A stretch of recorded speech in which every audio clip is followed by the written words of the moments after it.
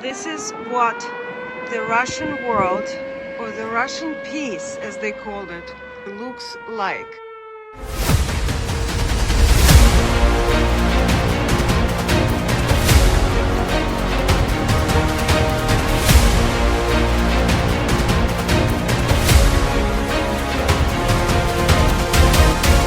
I am Zarina Zabrisky, and I am talking to you.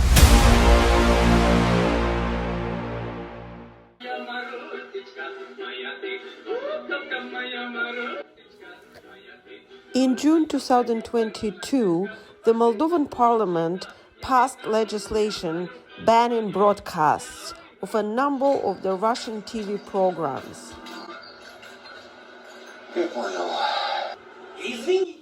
The bill on information security was supported by members of the parliamentary fraction of the ruling party of Action and Solidarity. The legislation only allowed to show films, TV series, musicals, and entertainment programs. Yet, in November 2022, at least 15 programs were broadcasting Russian language programs, some of them with political content. In the mind of the average citizen who is taught that joining the European Union, just like joining any Asian Union, would bring him so many privileges that he will practically live at the level of the Soviet Union well-being. It will be possible to work very little.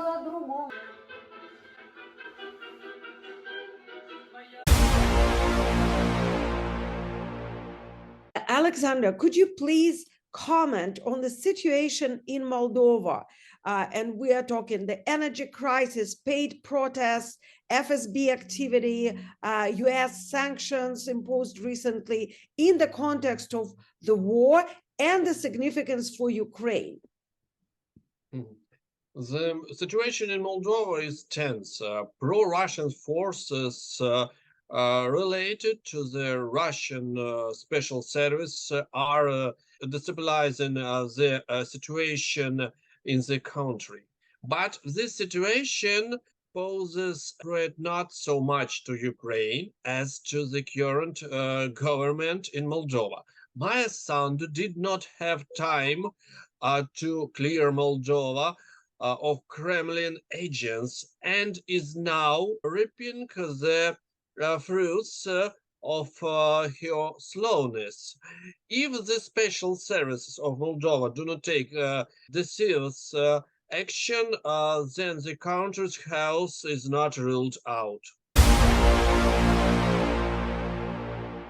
I can ask you to tell our very not informed audience in the West what is happening in Moldova right now, with the government stepping down and with the airspace being closed and with what Zelenskyy said and with what Maya Sandu said and so forth.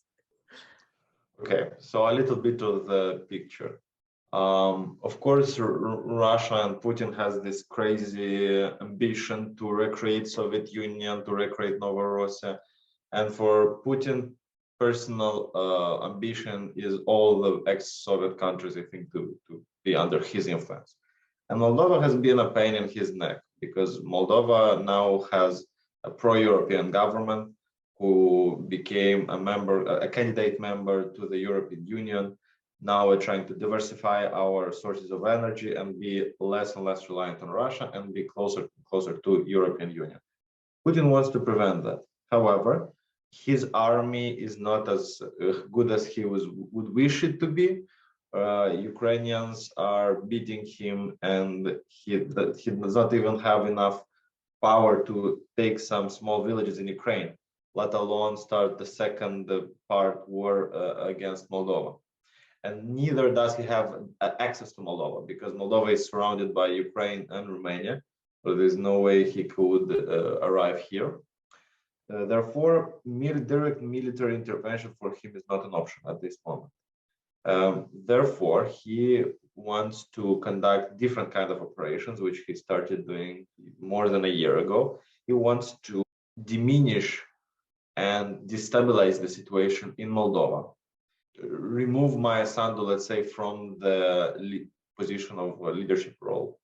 Mr. Zelenskyy announced in Europe, and the documents arrived to Moldova, and Maya Sandu confirmed that there are plans by the Russian government to subdue the Moldovan government by sending people in Moldova whose primary goal is to infiltrate in the protests which they will organize and make these protests violent, try to occupy government buildings with the crowds from the protests and some aggressive people who they send. We have seen that there really are more people entering Moldova in the last 24 to 48 hours. It is true. However, our border police is doing their best to filter and not allow any potential threatening people in our country. So far, they have been successfully doing so. The change of government, it is also in the context of security. Natalia Gavrilidze was a great prime minister, focused a lot on economy and on social platforms. Zarina Zabrisky is also a great, I think will be a great manager and prime minister. His one of the top priorities will be security. And now for our country, number one priority is security with all the threats in the region. How is the energy situation? We have electricity now. We are buying our electricity from Transnistria, but Transnistria is producing electricity from the gas they buy from Russia. So again, the situation is tricky because Russia can at any time cut the supply of gas. Therefore, we will lose our supply of electricity. However, now we are more well prepared than we were a couple of years ago. We have some backup contracts with Romania and with networks, European networks, which in case all goes wrong, we will be still able to buy electricity. Regarding gas, we buy gas from European markets. We have a lot of gas stocked in our storage in Ukraine and in Romania. And again, with gas, we are secured.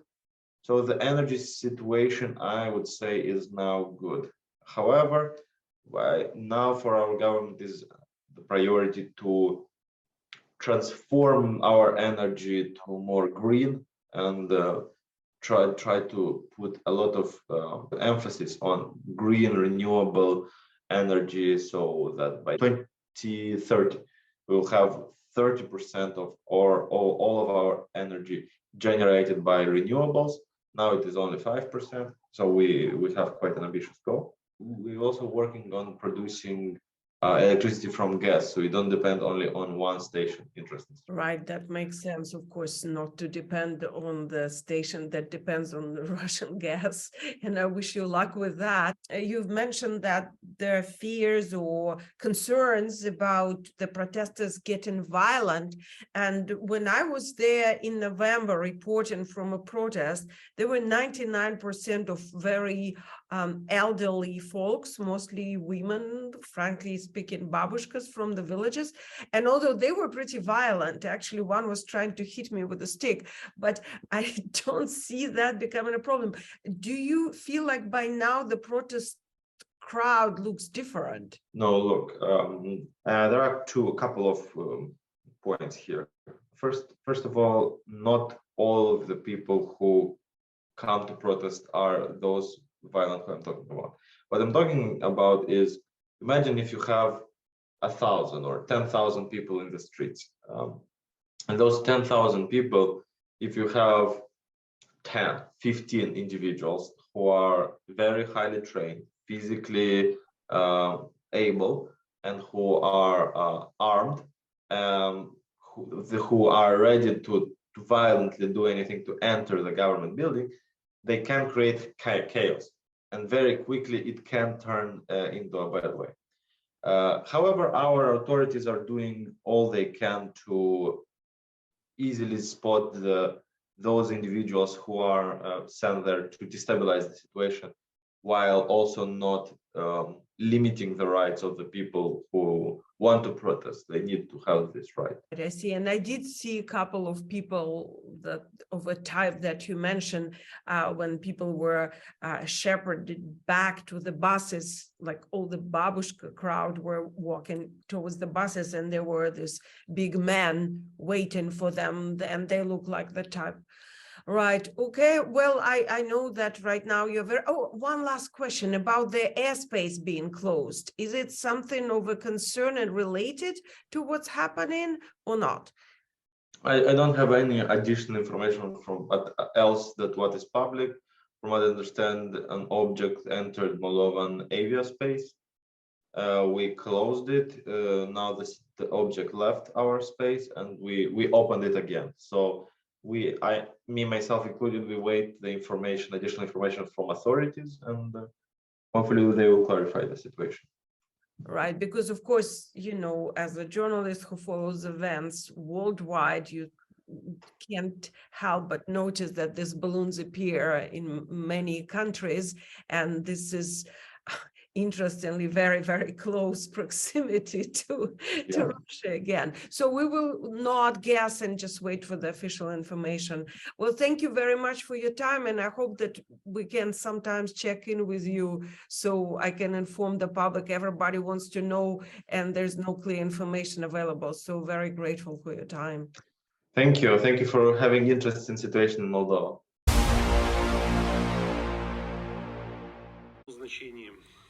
Significance of the Republic of Moldova for Ukraine. If we take history, there are quite serious ties between Ukraine and Moldova. The history of the two peoples, two nations, were quite closely intertwined, and we can also remember that people of Moldovan origin played an important role in the history of Ukraine. We can remember Peter Magila and the fact that Ukrainian Cossacks repeatedly took part in campaigns in Moldova in the joint struggle against the Ottoman Empire. If we talk about today, the geographical location of Moldova certainly comes first. Moldova does not have any advantages in natural resources and is not some kind of an important logistical hub. However, its geographical position on the southwestern border of Ukraine makes it a key factor. The key role here, of course, is played by the presence of the frozen Transnistrian conflict, which has been going on since the 90s and up to the present moment, and the presence on the territory of the Transnistrian region of the Russian troops, as well as the legal armed formations of the Transnistria itself, which is the reserve of the Russian armed forces. This is the first and key factor that plays an important role. The second point is the presence of the Moldovan diaspora on the territory of Ukraine. Although, of course, there are again disputes regarding national identity, and disputes do not stop as to whether they are Moldovans or Romanians or something else. These disputes are still ongoing. There is a factor, several tens of thousands of people living on the territory of the Odesa region who formerly belong to the Moldovan ethnic group. On the other hand, quite a large number of Ukrainians live in Moldova, and they have been living there for decades, if not centuries. Moreover, they live not only on the left bank of the Dniester River. It is often said that they do live there, but on the right bank, in the north of Moldova, there are no less, if not more, and according to official statistics, of Ukrainians. Of course, the support of fellow Ukrainians is an important point in international politics. There is a third point here. This is the Romanian factor. It must be said here that since 2014, Romania has been considered as one of the threats to Ukraine. This is due to the fact that in Romania there were, and still there now, internal forces that advocate for the restoration of Great Romania, quote-unquote, which existed within the borders of 1940, with Bessarabia being a part of it. There are political forces that believe that the Ukrainian regions of the south of Odesa region and the Chernovtsi region should be parts of this large Romania. There were good reasons for Ukraine to take this threat seriously. And it should not be forgotten that Russia has played a significant role in ensuring that Ukraine considers not Russia, but Romania as its most important threat. And for a long time, support for the Moldovan national identity was a policy directed against Romania, and Ukraine's policy towards Transnistria and Moldova itself was, to put it mildly, inconsistent, and Moldovans remember it well. If we talk about more mundane things, down to earth, there are several key points here. First, it is definitely a border issue. Secondly, a controversial issue that still remains is the one of developing the Dniester hydroelectric complex on the upper Dniester. Ukraine has repeatedly stated its intention to build a new power plant on the upper Dniester in the upper regions, which causes a negative reaction from Moldova. The Dniester itself is a very important factor that unites both countries. Because the upper and lower regions of the Dniester River are located in Ukraine and its middle passes through the territory of the Republic of Moldova. And it should be noted that not only Chisinau, the capital of Moldova, Tiraspol, and many other cities of the Republic of Moldova, but also Odesa and a significant part of the Odesa region are fed by the Dniester River. Therefore, the Dniester plays an important role for Ukraine. If we talk about the economy and foreign trade, then Ukraine is an important trading partner for Moldova. Moldova, not so much for Ukraine, but Ukraine has a really serious role for Moldova, given that all serious trade routes go either through Romania or through Ukraine. And Ukrainian ports could play a more important role for the transit of goods, including through Moldovan territory. And of course, again, Ukraine today plays a very important role in terms of energy security, because it is through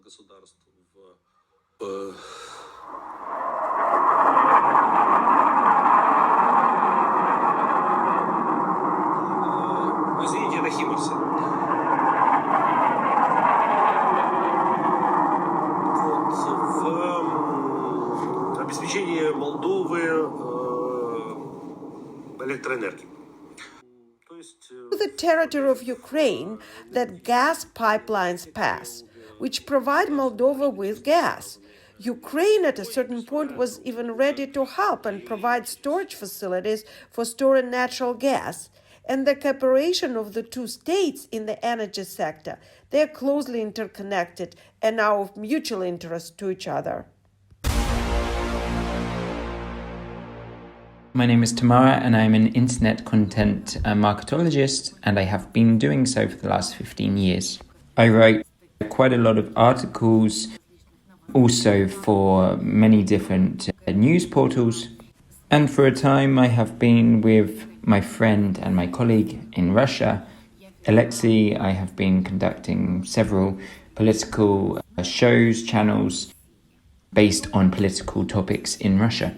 But unfortunately, the censorship is quite tough in Russia that they were banned, and they gave us the chance to rectify the situation by saying that we could write basically something which wasn't true. We weren't allowed to write the truth or our personal opinions. And, well, it all ended with these channels being banned because censorship doesn't allow the fairness of a person, their justice to be able to think progressively, and it is apparent in Russia, and it is a strict taboo to actually speak the truth. So all of these channels were banned and all of their operations were halted. And I'm not able to just remain on the sidelines and indifferent about this because we are neighbours with Ukraine and they are one of our best neighbours. And so I will not remain on the sidelines. I will be speaking about this topic and writing about it so people know the opinion of a normal person, normal citizen of Moldova. Concerning the war, the situation in Ukraine, Moldova has found itself in quite a difficult situation because of certain moments. Between the right side of Moldova and the left side of Ukrainian is located an unrecognized state called Pridnestrovia, which is considered to be a Russian enclave. And of course, the interest to Russia in Pridnestrovia is quite high because to say that Ukraine is the enemy, it's a lot easier and more simple in Pridnestrovia. And so between our countries, there is this place called Pridnestrovia, and it provides the direct interests of Russia. And so now Moldova has been put in quite a difficult situation because of its energy dependence. That is to say, the energy which is provided to Pridnestrovia. And by the way, if before the war they were providing 73%, so now at the start of the heating season, they have reduced it all the way down to 22%, which is why we have the electricity being turned off for quite a long time, and for a long time the city was in darkness because the authorities of the city, they were economizing on the lighting energy. And now the price of gas has been increased incredibly, because Russian contracts have really changed in its essence and also in the amount of energy which it is supplying. And this is one of the serious moments which Russia is using. They are using gas blackmail in order to oust the pro-European government and to put in a pro-Kremlin government. And of course, just everyday citizens, they just want the gas to be cheaper. And of course, they're not looking at this question in a kind of global way and thinking that it's being done specially and being done only because of them wanting to dissatisfy the people of Moldova and to oust the pro-European government and deprive Moldova with the opportunity to follow the European way of life. But I actually think this is a limited amount of people that think this way, and anyway, no matter what happens, the gas will fall, regardless who will be in government. At least the people in my circle, they are completely indifferent to this, because they know that the pro-Russian route is a journey to nowhere, a journey back to the Stone Ages. The European route, well, considering that we've already got quite a free nation, it is the only correct journey that I believe our country should have. But I think that the movement towards the pro-Kremlin idea, it's just very well sponsored. And on the other side of this, there's quite a lot of propaganda which people are being subjugated to in Pridnestrovia, which have been promised a golden city for supporting the right-winged authorities. Russia has curtailed the amount of gas that it's providing Moldova, but the gas going to Pridnestrovia has been provided by Russia through the right side of Moldova. and Russia require, and they're even threatening, that Moldova has to. That amount that was provided earlier before the war has to be provided to Pridnestrovia as well. The right bank of Moldova, they're doing it more in a fair way, and they are sharing it to the right bank and also to the left bank. And considering that Moldova is paying almost 30 lei for gas, you have those in Pridnestrovia paying 1 and 38 lei. But they can't, under these conditions where they're paying 15 times less than Moldova, take the main amount of gas which is being supplied to Moldova and take it into their territory. It is just not possible, but Russia is requiring this. They are requiring that the gas has to be given to Pridnestrovia, even more so. And so in this initiative that they have lowered the amount of gas being supplied from 3% to 22%, and in itself it is all blackmail, and blackmail which is thanks to propaganda and the fact that it's sponsored by Russia. Yeah, they were being supported and they were buying the energy from Russia. Does this not mean that there is some kind of conflict in interest for Moldova? I would answer the question in this way. The electric stations which they're located in Pridnestrovia, they can't just belong to Pridnestrovia. They didn't construct these energy systems.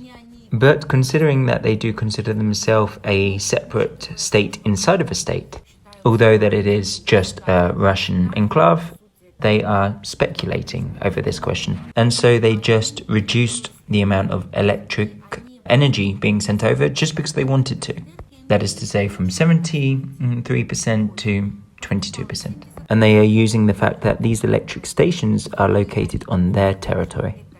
However, I repeat myself one more time that they did not construct these electric stations. They were created still when there was the Soviet Union and Moldova was a republic of the Soviet Union. And so these electric stations can't just belong to the Pridnestrovia. Could you now tell us a little bit about, a base kind of knowledge of the opposition parties of Moldova and their connections with the Russian Federation? You know, like the main opposition parties, like the Party of Sure and the parties of socialists and communists. Well, if we're going to evaluate the situation on a global level, then the main parties which are having a huge influence on the population is, I would say it like this. Because the energy crisis is quite at a high level, the prices of utility bills have also quite sharply been risen. And for just the use of gas, it has been increased 7-fold. And of course, so the unhappiness of the people of Moldova is quite at a high level because Moldova, in regards to its ranking on how being a poor country, it is ranked 30th in the world, and in essence it is actually the most impoverished country in the whole of Europe. And so parties which are pro-Kremlin, such as the party of our former president, Dodona, and the Party of Sure, they are pro-Kremlin parties. And they are escalating and using this situation. They are manipulating the situation that for those people that really don't have enough money to pay these utilities, they are trying to make the population even more unhappy with the situation and with the current authorities in order to oust them and to make way for a pro-Kremlin party, as now, as a matter of fact, is happening with the party Sure.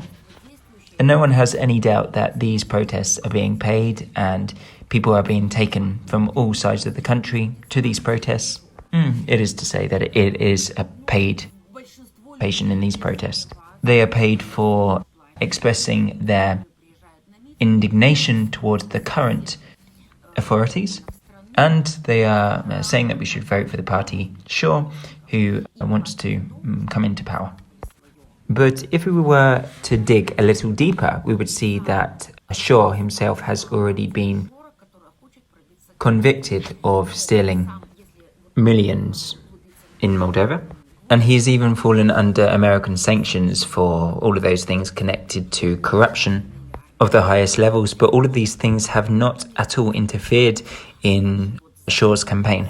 From Russia, obviously, they are helping him to be able to organize and fund these protests in order to deprive Moldova with a democratic future and to remove the pro-European authorities. But Shaw himself, at the moment, he is located in Israel. Yes, so he's located in Israel at the moment, and he is leading his campaign from there, because I am confident that if he was to come to Moldova, it would all end with his arrest, just as it has for the former president Don, who has now been under house arrest for 1 month already. And in regards to Shaw, I'm pretty sure it would be a lot more stricter, and it would be a lot harsher because of his involvement in the stealing of millions, and this has already been proven that he has done.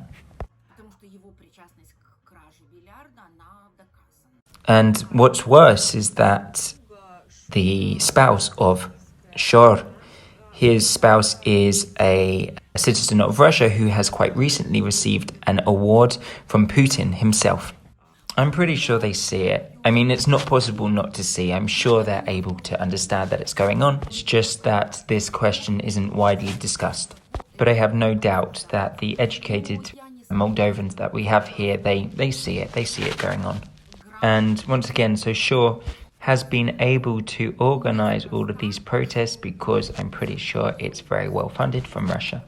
And also quite recently there has been something going on with a certain amount of money being stolen, something like 8.2 million, which was literally only yesterday or the day before yesterday, which was confiscated from the leadership of this party. But what do you think? Without these finances that have been taken and confiscated, without these, are the protests able to be organized? I think that if their aims are pretty clear, I think they will always be able to find money. Even more so, we know that from the war which has been waged on Ukraine since the 24th of February, that anything that needs to be sponsored, they will always find the money for sponsoring it. But that money for finding that money for social projects is never able to be found, but money for achieving such certain types of aims for the right-wing party, for these kind of things, they will always find the money. I think it is like this, and of course I would wish it wasn't like this, and wish that the finances will one day finish, but it seems to me that one way or the other, money will always be found in order to continue this disorder in Moldova, in order to put in a pro-Kremlin government, and to make sure that Pridnestrovia is more readily available, and to essentially turn Pridnestrovia into one of those areas which will harm Ukraine in this war. Just a few last questions. A question regarding the linguistic situation, the language question in Moldova. How does it look right now? And what kind of percentage of the population are speaking in Russian? And how often is it being used? What language is more used? And is there some kind of conflicts in regards to languages in Moldova?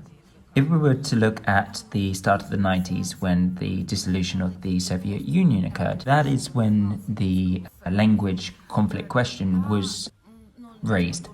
But nowadays, we don't feel it at all. A huge amount of people who speak in Russian and Romanian, they understand each other, and even Russian-speaking people, they understand Romanian-speaking people, and vice versa. But in no ways of life has there been any moments when there is an occurrence of a problem because of the languages. There is never an issue of understanding. I believe that there is no kind of conflict in the language question, regardless where a person goes. Their situation can always be resolved. The main thing is just to be a decent person, but the language situation is not a problem here in Moldova.